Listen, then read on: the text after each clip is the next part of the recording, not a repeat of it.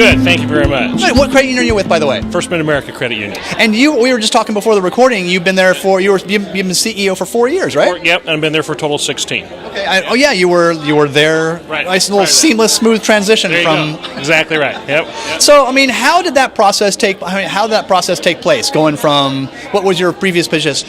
I was EVP. Okay. So it was a process where the board started talking to me when the current CEO at that time started talking about retirement plans and see what my interest level was, kind of go through a conversation like that. So. Yeah. So pretty seamless transition going through. You already kind of knew the drill. Board members, knew a lot of the staff, or knew all the staff. So yeah, exactly. Obviously. Yeah. Hey, so how have you maintained a relationship, a really open communication with your board? How have you guys kind of stayed on the same level and moving forward?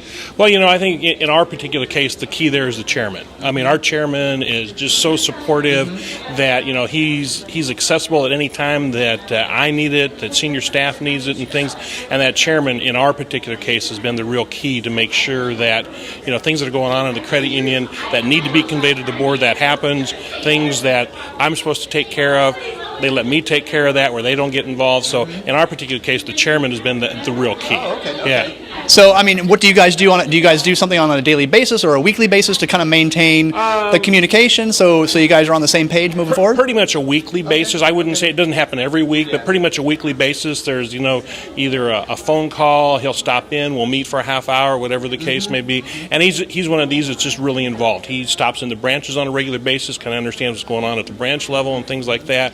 And then we just talk about what's going on at the credit union in general, talk about the things that the board needs to be aware of, things like that. Okay. And any advice, because obviously there's a lot of turnover in the industry right now, any advice for new CEOs coming into their position to kind of maintain a level of communication and a great working relationship with the board? I think kind of understand get to know the board members, where they're coming from, understand what their background is, things like that, what their knowledge level of the credit unions, the various operations and stuff. And then if there's any opportunities there, make sure you take advantage of educating them or whatever the case may be that will help them better understand kind of how the pieces fit together. Because there's a lot of change going on, not only succession planning, but like technology, regulation. Oh my gosh, it's crazy. And that's in our case. We've grown, we've grown quite a bit over the last few years, and like you say, the level of change within the organization, how people are more specialized and stuff, that's important, and keeping the board members educated about that.